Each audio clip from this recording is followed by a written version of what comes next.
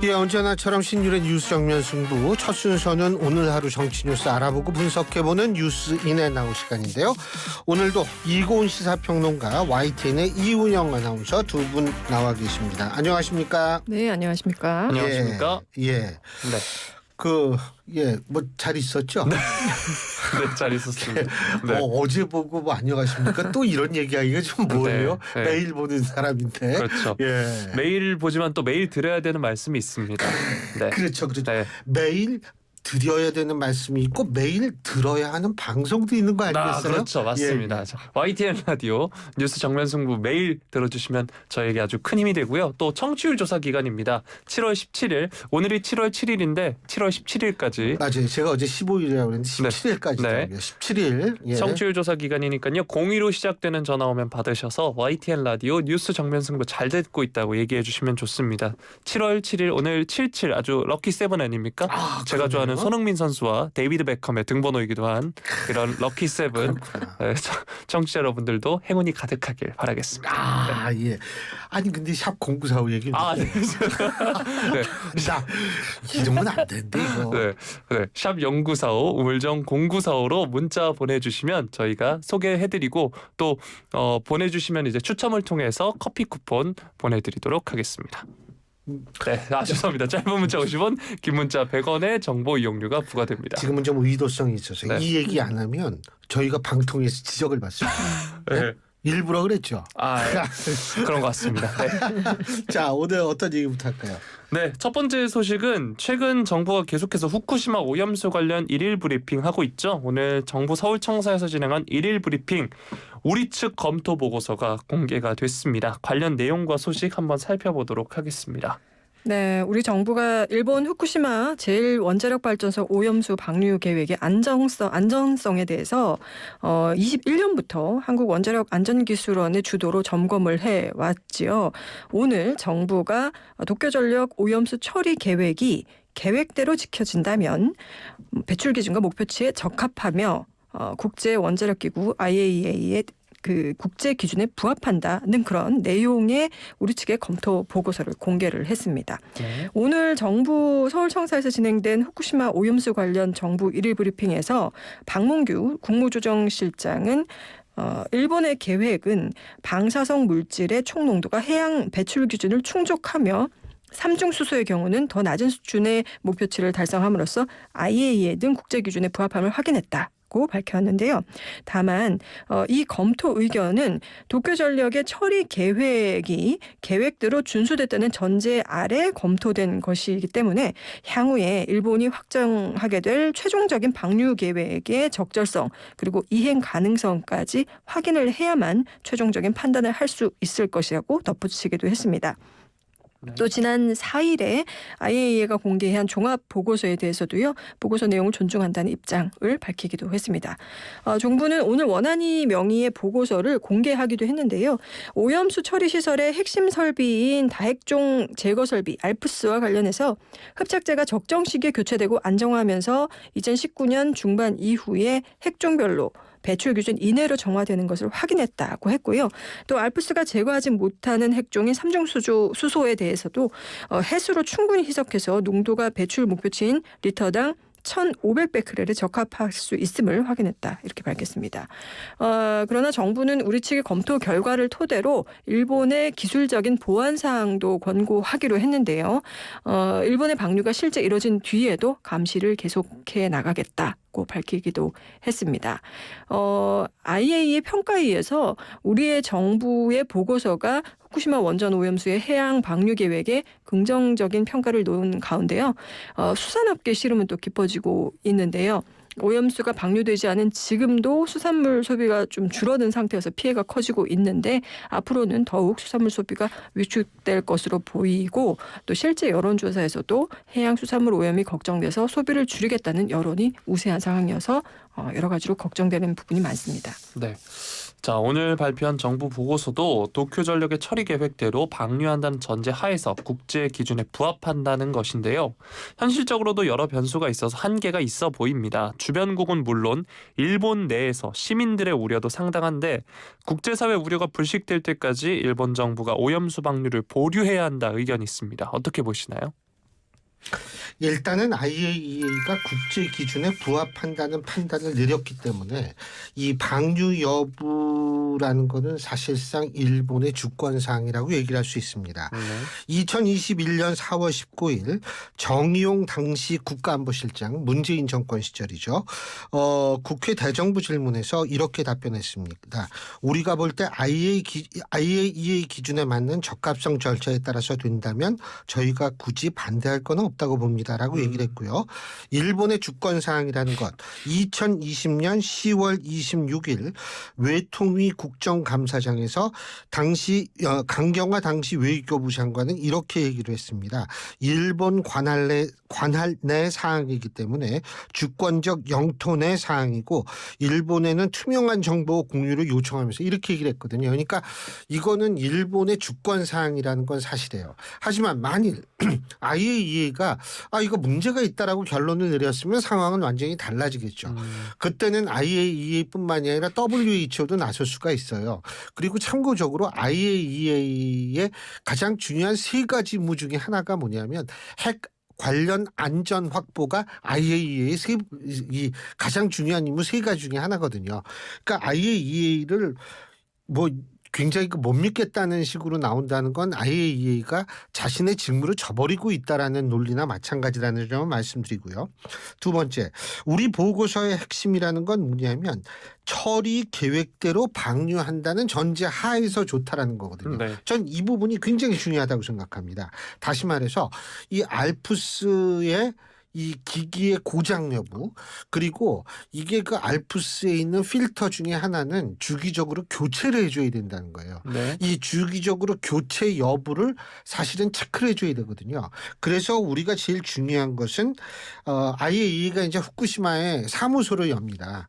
그러면 그 사무소에 상주 인력이 있을 텐데 그 상주 인력 중에 한 사람으로 우리나라 핵 전문가를 파견하는 것 이것이 저는 굉장히 앞으로 중요한 거. 그러니까 제가 항상 얘기했잖아요. 처음에는 별 문제 없을 거예요. 근데 이게 30년을 방류한다 그러니까 이게 오래 이끌면은 우리의 관심사의 밖으로 사라질 가능성이 있고 이때가 제일 우리가 주시하고 봐야 될 때가 아닌가 이런 생각이 들거든요. 그렇기 때문에 이런 부분을 우리가 좀 관철시켜야 될 거라고 생각을 하고요. 여러분 많이 불안하시죠? 제가 근데 저는 뭐 불안하지 말라는 것은 아닌데 지금 우리나라 지난 4월에 한국원자력연구원과 한국해양과학기술원 협동으로 해양 확산 시뮬레이션을 했거든요. 그러니까 이게 후쿠시마에서 방류를 하면 어떻게 이게 퍼져나가나 전 세계 바다거든요, 사실은. 그런데 이 시뮬레이션에 따르면은 이 쿠로시오 해류를 따라서 북태평양을 건너가서 태평양 한 바퀴로 순환하고 다시 대만과 동죽국의 대륙붕을 거치면서 확산과 동시에 희석된다는 거예요. 이렇게 쭉 돌면서. 그래서 4, 5년 후라고 얘기를 했는데 하지만 다른 연구 결과도 있습니다. 서울대 지구환경과 조양기 교수가 최근에 발표한 논문에 따르면 후쿠시마 해수 중에 표층수는 쿠로시오 해류를 타고서 동쪽으로 멀리 나가서 북태평양을 크게 돌아서 적도 해류를 타고 우리나라 쪽으로 돌아오고요. 표층수는 비슷하게 가다가 북태평양 중앙해역에서 남쪽으로 방향을 바꿔서 먼저 적도 해류를 타기 때문에 표층수는 우리나라에 들어오는 것이 9년 그리고 표충수는 한 10년 정도 걸린다. 이런 연구 결과를 했어요. 그러니까 한국원자력연구원과 해양과학기술은 4, 5년 후라고 얘기하고 서울대 조영기 교수님은 9년에서 10년 후다. 그리고 세슘 같은 거는 이 과정에서 대부분 희석된다. 이렇게 얘기를 한 거거든요. 제가 이 말씀 드리는 것은 물론 불안하시죠. 그런데 너무 과도하게 이 과학을 왜냐하면 이 해류는 과학이라고 얘기할 정도가 아니고 그냥 자연 현상을 우리가 관찰해가지고 그냥 그건 뭐 이럴 수도 있고 저럴 수도 있는 게 아니라 그건 확실한 거거든요. 그렇기 때문에 제가 볼 때에는 이 해류 문제를 여러분이 보시면 그리고 후쿠시마는 우리 동해 쪽에 붙어 있는 도시가 아니라 태평양 쪽에 붙어 있는 도시이기 때문에 이게 쿠로시오 해류에 따라서 갈 수밖에 없다. 이 점을 제가 여러분한테 분명히 말씀을 드리는 겁니다. 그러니까 불안해는 하시겠지만 너무 그 과도한 불안을 가지시거나 이렇게 되면 우리 수산물한테도 그 수산물 관련에 종사하시는 분들한테 굉장히 불이익이 오기 때문에 제가 이 말씀을 꼭 드리는 겁니다. 네. 자, 이번에는 우리 측 보고서에 대한 일본 측 반응을 한번 살펴보도록 하겠습니다. 오늘 일본 측에서 이제 정례 기자회견에서 이 관련 내용을 설명했다고 하는데요. 한번 살펴보도록 하겠습니다. 네, 일본 측은 우리 정부가 오늘 공개한 보고서에 대해서 그 내용에 대해서 자세히 살펴보겠다. 계속 과학적인 근거를 토대로 투명성을 갖고 해양 방류 안전성에 대해서 한국을 비롯한 국제사회에 정중하게 설명하겠다는 입장을 밝혔습니다. 이 오늘 정례 기자회견에서 히야시 요시마사 일본 외무상이 밝힌 내용인데요. 일본은 그동안 한국과 국장급 설명회, 5월 한국 전문가 현지 시찰단의 시찰 등의 기회를 통해서 알프스 처리수의 안전성에 대해 과학적 근거를 바탕으로 정보 제공과 설명을 해오고 있다. 이러한 이 경과에 대해서 설명을 하기도 했습니다. 근데 오늘 외신 보도를 보면 또 이런 내용도 있습니다. IAEA의 종합 보고서에 참여한 일부 전문가들 가운데서는 오염수 해양 방류 계획이 국제 안전 기준에 부합한다는 내용으로 작성하는 그 보고서를 결론 내는 결정에 우려를 표시했다. 뭐 이런 내용도 있었고요. 또 야당은 IAEA 종합보고서의 신뢰성에 대해서 문제를 삼으면서 이 IAEA가 방류 결과에 책임을 지지 않는 것인데 우리 정부가 국익을 위해서 오염수 방류를 반대하고 또 행동에 더 나서야 한다. 이렇게 정부를 압박하고 있습니다. 이렇게 여러 가지 정보가 혼재하면서 국민들의 불안이 더 커지고 있는 상황 같습니다. 네, 오는 10일에서 12일 이제 나토 정상회의 동안에 한일 정상회담이 열릴 것으로 지금 예상이 되고 있습니다. 한일 정상회담이 열린다면 이 의제도 안 다를 수가 없는데 윤석열 대통령이 일본 측에 요구해야 하는 것이 있다면 무엇일까요? 글쎄요. 일단은 그 일부 전문가가 우려를 했다. 그러면은 사실은 이 부분에 있어서 가장 먼저 좀 걱정을 해야 하는 나라는 캐나다하고 미국입니다.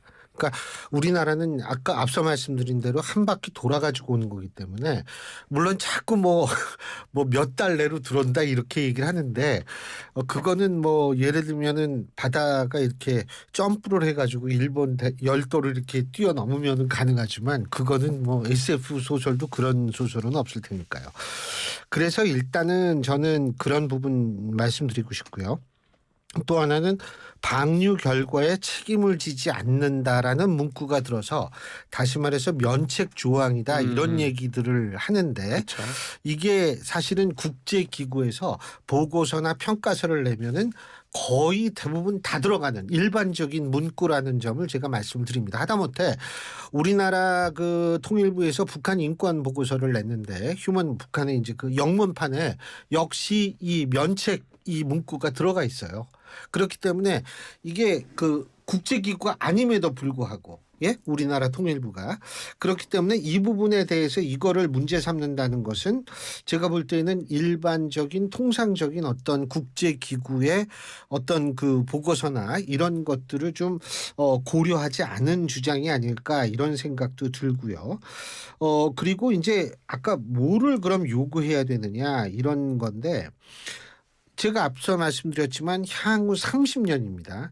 30년간 우리나라가 지속적으로 방류 과정에 문제가 발생하지 않는지를 검증할 수 있도록 IAEA 후쿠시마 사무소에 우리나라 전문가가 파견이 되는 것, 이 부분 혹은 다른 방식도 가능합니다. 일본한테 요구를 해서 우리나라 전문가가 후쿠시마에 상주하면서 컨트롤할 수 있는 자격만 주면 되는 거거든요. 뭐 꼭 IAEA에 포함이 안 돼도 상관은 없죠. 이거를 요구해야 될 것 같고요. 두 번째는 뭐냐면 만일 문제가 생기면 중단해야 된다. 사실 근데 중단 장치는 지금 3중 장치가 돼 있는 거로 오늘 제가 아침에 오전에 봤거든요. 그 직접 발표하는 거를. 그러니까 만일 알프스가 문제가 생기거나 여러 가지 문제가 발생했을 때에는 방류를 정지시키는 게 다중으로 이루어지더라고요. 제가 오늘 아침에 보니까 그럼에도 불구하고 문제가 발생 발생하면 방류를 즉시 중단하고 다른 방법을 모색해야 한다는 것을 분명히 요구를 해야겠죠. 그리고 사실은 만일 그 IAEA가 그렇게 그 안전하다고 얘기를 했음에도 불구하고 그렇지 못한 결과가 나올 경우에는 제가 볼 때에는 WHO 역시 UN 산하기구입니다. WHO라든지 이런 국제기구가 많이 있기 때문에 이런 국제기구들이 가만히 있지는 않아요. 그러니까 이게 뭐 솔직한 얘기로 전쟁과 같은 문제가 아니기 때문에 이런 문제에 있어서는 직접 나설 수밖에 없다. 특히 미국이나 캐나다 같은데 직접적으로 빠른 시일 내에 영향을 받는 나라들이 미국이나 캐나다인데 이런 나라들을 의식해서라도 국제기구가 가만히 안 있거든요. 그러니까 그런 점도 여러분께서 한번 생각을 해주시면 좋을 것 같다. 이런 생각을 듭니다. 예. 네. 자, 다음 소식 살펴보도록 하겠습니다. 여론조사 살펴볼 텐데요. 한국갤럽 여론조사입니다. 개요 먼저 간단하게 소개를 해드리면 어려운 거 하네. 예. 한국갤럽이 지난 4일에서 6일 전국 만 18세 이상 1000명을 대상으로 조사했습니다. 오차범위 95% 신뢰 수준에서 플러스 마이너스 3.1%포인트고요. 응답률은 13.8%였습니다. 자세한 내용은 중앙선거여론조사 심의위원회 홈페이지를 참조하시면 되고요. 국정 지지율부터 한번 살펴보도록 하겠습니다. 네, 윤석열 대통령의 국정 지지율이 전주보다는 2%포인트 약간 소폭 상승했습니다. 직무 수행의 긍정 평가는 38%, 부정 평가는 54%로 나타났는데요. 긍정 평가는 직전 조사보다 2%포인트 올랐고 부정 평가는 2%포인트 내렸습니다. 긍정 평가의 이유, 또 부정 평가의 이유가 그동안 상당 기간 동안 모두 외교가 상위에 차지를 했었는데요. 이번에는 조금 변화가 있습니다. 긍정 평가 이유로는 여전히 외교가 가장 높은 사유로 꼽혔지만 부정 평가 이유로 외교 13%를 제치고 후쿠시마 오염수 방류 문제가 17%로 더 높은 비중을 차지하는 것으로 나타났거든요. 그래서 아무래도 후쿠시마 오염수 문제가 우리 국민들에게는 부정적인 이슈로 크게 다가오고 있다는 점을 간과할 수 없을 것 같습니다. 정당 지지도 살펴보면요. 국민의힘 33%, 더불어민주당 32%로 조사가 됐고요. 무당층 30%, 정의당은 4%였습니다. 내년 총선 결과에 대한 그 기대를 묻는 질문도 있었습니다. 현 정부를 지원하기 위해서 여당 후보가 많이 당선돼야 한다는 정부 지원론은 38%, 또 현 정부를 견제하기 위해서 야당 후보가 많이 당선돼야 한다는 정부 견제론은 50%로 응답이 조사가 됐고요. 지난 3월 조사에서는 정부 지원론 그리고 정부 견제론이 비등비등한 수준이었지만 4월부터 견제론이 좀 우세한 구도로 전환해서 지금 넉 달째 계속 유지되고 있는 상황입니다. 네. 몇 달째 외교 이슈가 윤석열 정부를 긍정적이든 부정적이든 평가를 내리는데 주요한 사안으로 꼽혔는데 이번에는 앞서서 설명해 주신 것처럼 오염수 방류 문제가 부정적 여론에 대해서 이제 평가 요인으로 영향을 미치고 있습니다. 앞으로 이 오염수 이슈가 부정평가에 더 큰 영향을 미칠 것으로 보시나요? 그거 이렇게 비교하시면 될 거예요. 광우병 사태가 발생했을 당시가 이명박 당시 대통령의 그 2008년 2분기였었거든요. 그때 이명박 대통령 지지율이 21%까지 떨어졌습니다. 그리고 2016년 그 사드 문제가 발생했을 때 전자파 막 그러서 뭐 내 몸이 튀겨진다고 막 얘기하고 막 이랬을 때 그 민주당 의원들이 그때가 박근혜 정권 그 2016년 3분기 정도 되거든요. 그때 박근혜 대통령의 지지율이 당시 대통령 지지율이 30%까지 떨어졌습니다. 그런데 자 지금 말입니다. 제가 이걸 또 미디어 트리뷴의 의뢰로 리얼미터가 전국만 18세 이상 남녀 2,505명을 대상으로 6월 26일부터 6월 30일까지 실시한 여론조사 95% 신뢰 수준의 플러스 마이너스 2.0%포인트인 이 여론조사 지난 월요일 날 발표가 됐죠. 이거를 보면 그 한꺼번에 자세한 그거는 네. 이우영 아나운서가 해주시고 네. 42%가 나왔어요. 그러니까 지난주 대비 3%가 올랐어요. 리얼미터 월요일 날 발표한 거. 그리고 지난 목요일 어제죠 어제 NBS, 엠브레인 퍼블릭, 케이스텔 리서치, 코리아 리서치, 한국 리서치 이 네 군데 여론조사 기관 중 두 군데가 3일에서 5일까지 전국만 18세 이상 남녀 2,005명을 대상으로 한 전국 지표조사 NBS 결과를 본다면 이것도 표본 오차는 95% 신뢰수준에 플러스 마이너스 2.2%포인트고요. 응답률은 16.9%인데 이 여론조사를 보면은 윤석열 대통령의 지지율이 역시 38%로 지난주 대비 약 한 2% 정도 오른 거예요. 2%포인트 오른 거예요. 그리고 오늘도 이게 오른 거거든요. 지금 한국갤럽. 그렇다면 이번 주 발표한 여론조사 3개 모두가 윤석열 대통령의 지지율이 오른 거거든요. 근데 제가 앞서 말씀드린 대로 사드 사태나 아니면 이 광우병 사태나 이때는 대통령 지지율이 폭락했단 말이에요. 그렇기 때문에 제가 볼 때는 종합적으로 이걸 따져본다면 제가 볼 때 이 후쿠시마 오염수 문제가 지금 대통령 지지율에 큰 영향을 미치지는 못하고 있다라는 것이 세계의 이 여론조사 결과를 비교했을 때 나타날 수 있다는 거죠. 네. 또 이번 여론조사에서 눈여겨볼 만한 질문 중 하나가 내년 총선과 관련한 항목이거든요. 네. 내년 총선 결과 기대를 묻는 질문. 여기서 이제 정부 견제론에 대한 응답이 50%로 조사된 부분에 대해서는 어떻게 평가하시나요? 근데요, 제가 아까 말씀드렸던 NBS 여론조사 어제 발표된 것은 반대 결과가 나왔습니다. 정부 여당에 힘을 실어줘야 된다는 게 46%고요. 정부 여당을 견제할 수 있도록 야당에 힘을 실어줘야 한다는 의견이 41%였거든요. 근데 이제 오늘 한국갤럽 여론조사는 반대로 이게 나왔죠. 네. 그렇기 때문에 이거는 제가 볼 때 이게 사실은 이 추세가 지금 이 정부 견제론이 더 우세하구나라고 단연코 얘기하기는 좀 힘든 상황이다. 이것은 시간이 다가올수록 좀 지켜봐야 한다라고 저는 생각합니다. 네. 자, 마지막 소식 살펴보도록 하겠습니다. 어제도 전해드렸던 소식인데 최근 이제 국내 정치 소식 중에 가장 뜨거운 소식입니다. 원희룡 국토교통부 장관이 서울 양평고속도로 전면 백지화 선언했다. 어제도 전해드렸는데 관련해서 민주당이 이에 대해 반응을 하고 있고요. 또 민주당의 반응에 대해서 국민의힘의 반응 이렇게 두 가지 살펴보도록 하겠습니다. 네, 이재명 더불어민주당 대표 오늘 열린 최고위원회 회의에서 김건희 일가의 양평고속도로 특히 여기 일파만파라면서 치기마저 느껴지는 장관의 백지화 선언이 바로 백지화돼야 한다고 비판을 했습니다. 더불어민주당은 양평고속도로 원안으로 추진하기 위해서 원안추진위원회를 구성하고 원안대로 추진될 수 있도록 힘을 싣겠다 이렇게 밝히기도 했고요. 네. 이 대표는 백지화를 한다고 해서 그 오염된 진실이 사라지겠느냐. 종점이 노선이 왜 바뀌었는지 한 점 의혹 없이 밝혀져야 한다 이렇게 강조하기도 했고요. 국민의힘은 이번 사업의 전면 백지화 이것이 바로 더불어민주당의 책임이 있다 이렇게 돌렸습니다. 네. 민주당이 윤석열 대통령 부인 김건희 여사 일가의 특혜 의혹을 정략적으로 제기했기 때문에 이 사업을 중단하는 고육지책을 원희룡 장관이 내놓을 수밖에 없었다 이런 주장인 건데요. 박대출 정책위원장은 민주당의 아니면 말고식 의혹 제기로 최대 피해는 양평 국민들이 보게 됐다. 이 사업의 중단 책임은 오롯이 민주당이 져야 할 것이다라고 이야기했고 또 그 국회 국토교통위원회 여당 간사인 김정재 의원도 모든 의혹이 새빨간 거짓말이다 이렇게 가세했습니다.